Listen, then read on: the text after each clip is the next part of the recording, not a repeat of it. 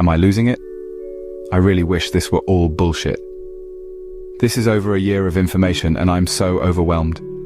My wife and I have been living in our current apartment for a while now, since March 2023. I work in a nearby hospital, specifically in acute psychiatry, and before that, the emergency department.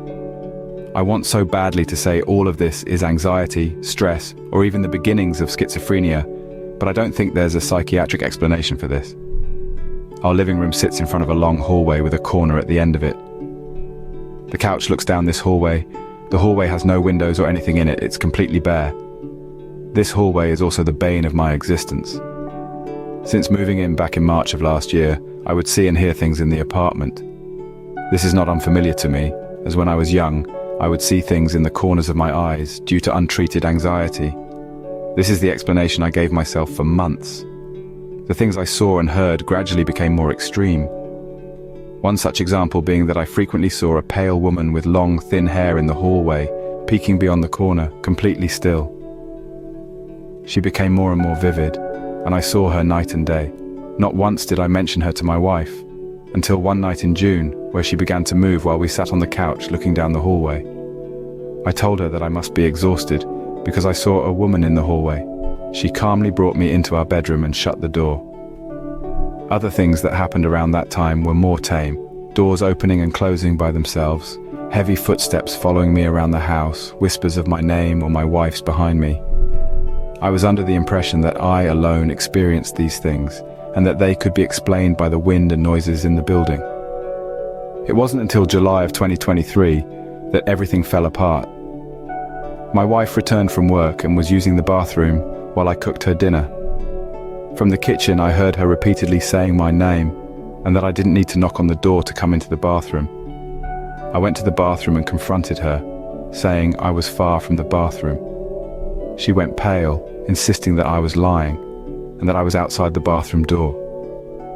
I asked her if the sound of me cooking could have sounded like me knocking, and I went to the kitchen to demonstrate, only for her to say it was clearly knocking. She broke into tears, and when I asked what was wrong, she brought me into the living room and showed me her phone. On her notes app were months and months of things she had seen and heard, along with the dates and times they had occurred. Perhaps most chilling of all, she had written that she had seen a frail, thin woman staring from the hallway on multiple occasions, dating from when we first moved in to the night I told her in June, and even more recent occasions when she had been alone in the apartment. My blood ran cold as I realized we had seen the same things at the same time. She'd heard the footsteps, heard the beckoning whispers of our names. She even heard my voice clear as day while I was away at work, telling her to come here, come see, only to realize that my voice was coming from the dreaded hallway. We agreed to not keep any information from each other regarding unexplainable happenings in the apartment. Our most stupid decision, however, lies in a few items we brought into our house that summer. In late July, we bought a stupid vintage photograph of JFK from a thrift store. It seemed innocent enough. We needed decorations for our walls, and we were both drawn to it. More on this later. That August, we also visited her parents and brought an old clown doll, cliché I know, from her childhood home in Florida. This clown doll's name was Pierre. My wife had him for a while. She bought him from an antique store. He was a wind-up doll, and sometimes made music without being touched. She assumed he was haunted or something, but I called it superstition. I honestly felt weary about the clown while we were in Florida, considering the things still happening at home, and my wife felt sorry for me and said we didn't have to bring it home. I don't know what came over me. Before we left, I suddenly grew attached to the doll, demanding that we bring Pierre home. I felt a great amount of affection for the doll. My wife was confused but allowed us to bring it home. Things continued to happen around the house once we returned. Doors would swing open, doors would be found unlocked or locked when they weren't before, etc. We both still saw the woman occasionally and paid her no mind, trying to keep our focus on staying calm. Pierre would also turn in his spot on the windowsill when we weren't looking.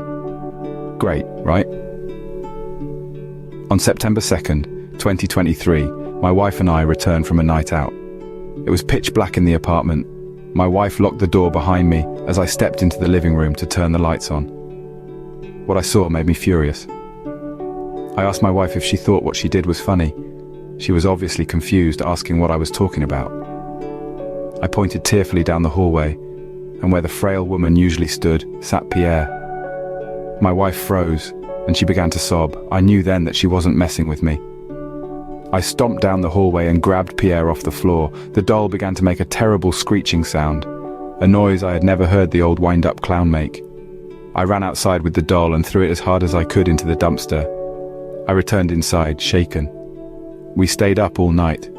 2 days later, we got a cat in an attempt to lighten the mood in the house. The first thing the cat did upon arriving home with us was walk to the hallway's corner, where Pierre had sat 2 nights before, and she began to meow at the wall. One day after this, on September 5th, my wife and I got into a car accident that left her bedridden for a week, and with back issues that have never quite resolved.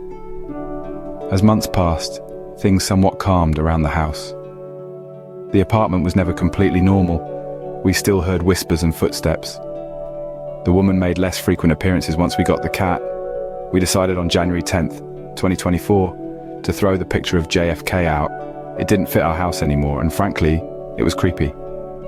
One day later, my wife slipped on the ice alone in the parking lot. She suffered a severe concussion. The doctor in the emergency department said if she had hit her head any differently, she would have been in critical condition. I'm making the post right now, sitting on the couch, staring at the same fucking woman in the hallway. My cat is next to me, staring nervously down the hallway. My wife is asleep. She doesn't need to know I see her as often as I do. None of this is fake, and I really wish it was. There's more, but I can't make this post any longer than it already is.